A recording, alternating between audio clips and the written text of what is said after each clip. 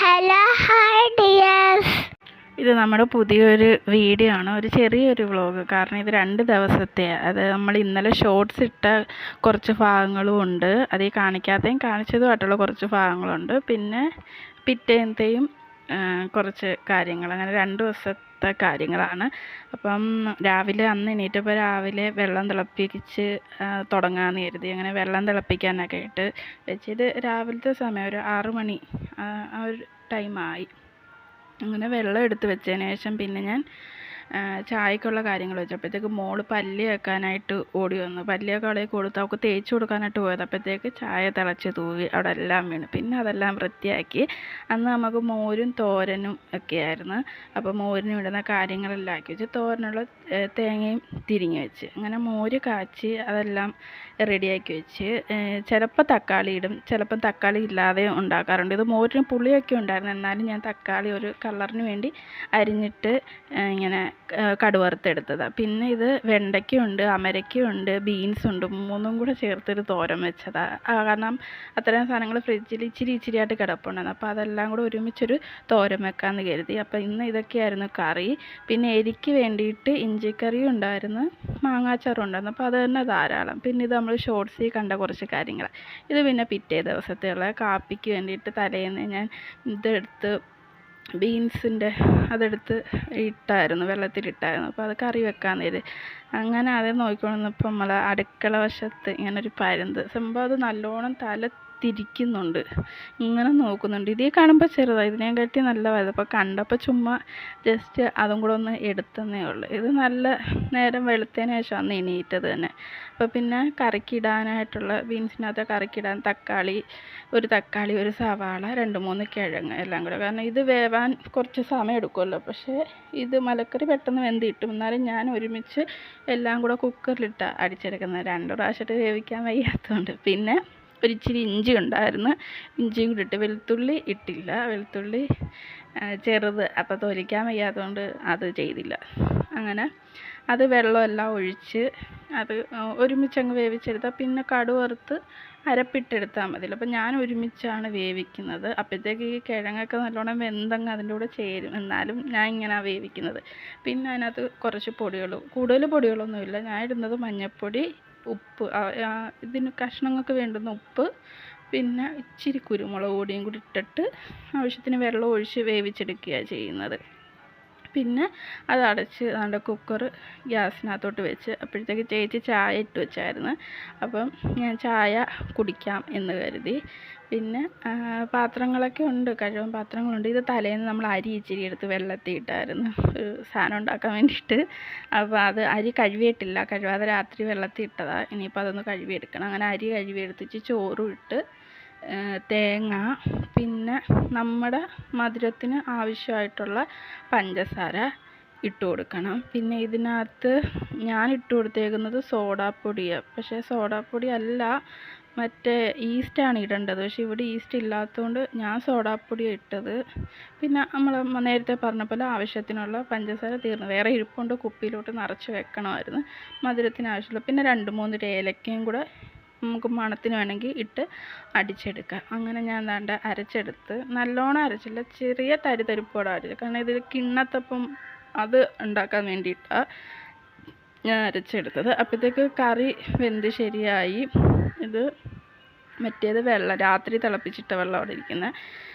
പിന്നെ നമ്മൾ ആ കറിക്ക് വേണ്ടുന്ന അരപ്പിന് വേണ്ടിയിട്ട് തേങ്ങയും ജീരകവും മാത്രമേ ഉള്ളത്, വേറെ ഒന്നും അതിനകത്ത് ചേർത്തിട്ടില്ല. പിന്നെ ഏതാണ്ട് കുക്കർ തുറന്നപ്പോൾ ഇതായിരുന്നു അവസ്ഥ. അപ്പോൾ നമ്മൾ ഒരു ചട്ടി വെച്ച് ഇനി ഇതുപോലെ എടുത്ത് തട്ടും. ഉള്ളിയും കൂടി ഇടും കടുക് വറുക്കുമ്പോൾ, പക്ഷേ കറിവേപ്പില ഇടും. പക്ഷേ ഞാൻ വേറെ ഒന്നും ഇട്ടില്ല, കടുകും എണ്ണയും മാത്രമേ ഉള്ളൂ. അപ്പോൾ അതൊന്ന് താളിച്ചെടുക്കുമ്പോഴത്തേക്ക് കറി ആവശ്യത്തിന് പറ്റിച്ചെടുക്കുമ്പോൾ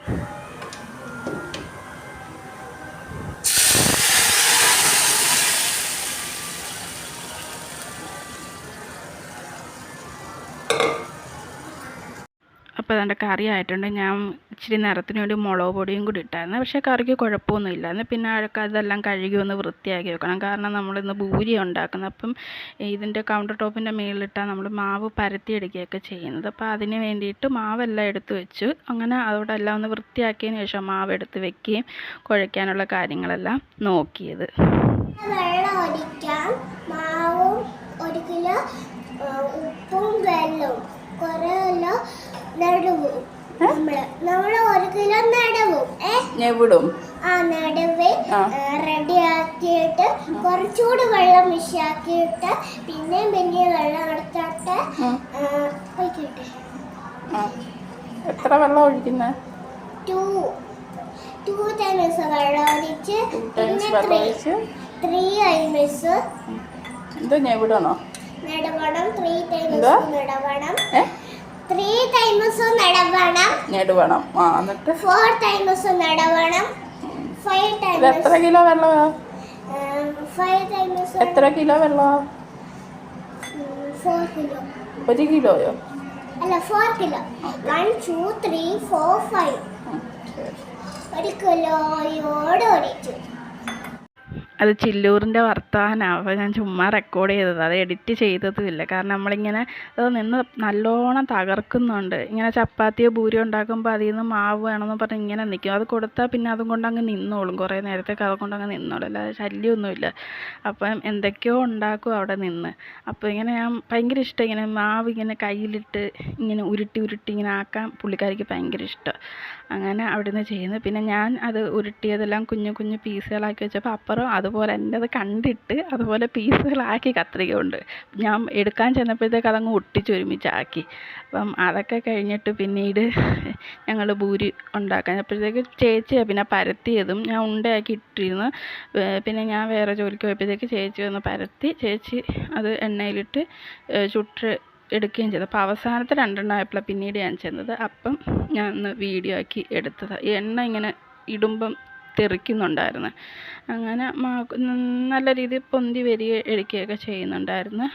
അപ്പുറത്ത് ചില്ലൂർ നല്ല രീതിയിൽ എന്തൊക്കെയോ ചെയ്യുന്നുണ്ട് മാവ് വെച്ച്. പിന്നെ ഞങ്ങൾ കഴിക്കാമെന്ന് വിചാരിച്ച് അതിൻ്റെ ഭൂരി കറി എല്ലാം റെഡി ആയിട്ടുണ്ട്. നമ്മൾ വേറൊരു പാത്രത്തിലോട്ട് മാറ്റി എടുത്തായിരുന്നു. മൊത്തത്തിൽ ഇത്രയേ ഉള്ളൂ കറി. പിന്നെ കഴിച്ചെല്ലാം കഴിഞ്ഞപ്പം ചെടികൾക്ക് വെള്ളം ഒഴിച്ചിട്ടില്ല. അത് ഇത്രയും കഴിച്ചു കഴിഞ്ഞപ്പോൾ ഉള്ള പാത്രങ്ങൾ ഇത്രയുണ്ട്.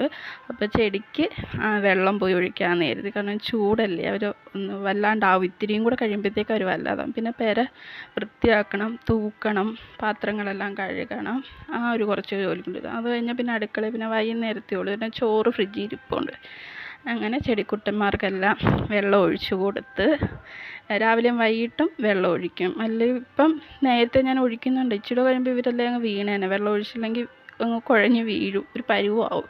അപ്പോൾ ഞാൻ വെള്ളം ഒഴിച്ചെടുക്കുക. ഇത് പയറാണ്. കാരണം വേറെങ്ങും പടർത്താൻ സ്ഥലമില്ലാത്തതുകൊണ്ട് നമ്മൾ കർട്ടനിടുന്ന കമ്പി ഇങ്ങനെ മണ്ണിൽ ചെടിച്ചട്ടിക്കകത്തൊരു മണ്ണിൽ കുത്തി വെച്ചിട്ട് ഞാൻ അതിലോട്ട് ചുറ്റിയിട്ട് കൊടുത്തു. ഒരു 3 പയറിട്ടത് നമ്മൾ അരിഞ്ഞുകൊണ്ടിരുന്നപ്പം ചീത്തയായ പയറുണ്ടായിരുന്നു. അതിട്ടത് 3 എണ്ണത്തിൽ 2 എണ്ണം കിളിച്ചു. പിന്നെ ഇത് തക്കാളി മണ്ണിൻ്റെ അടിയിൽ കുഴിച്ചിടുമ്പോൾ അത് കിളിക്കാറില്ല. ഞാൻ അപ്പം വെറുതെ ചീത്തയായ തക്കാളി ഇങ്ങനെ വെറുതെ കൊണ്ടുവച്ചത്. അപ്പോൾ അത് 2 എണ്ണം കിളിച്ച്. ഇത് 2 എണ്ണം ചാമ്പയ്ക്കയാണ്.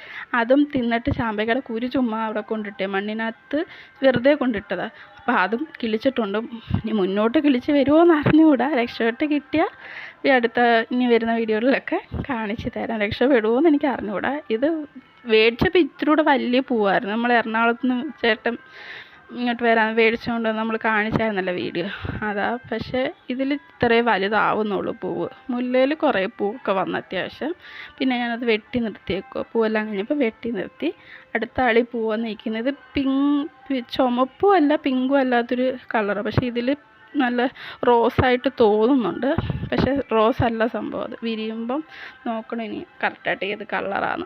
പിന്നെ ബാക്കി അവിടെ വെക്കാൻ സ്ഥലമില്ലാത്തവരെ താഴോട്ടെടുത്ത് വെച്ച്. ഈ വെള്ളം ഇങ്ങനെ വീഴുന്നതുകൊണ്ട് ഭയങ്കര പ്രശ്നമാണ്. കാരണം ആ മണ്ണും കൂടെ ആകുമ്പം കുറേശ്ശെ വെള്ളം ഒഴിച്ച് കൊടുത്ത് അതുവരെ എല്ലാം സെറ്റാക്കി വെച്ച്.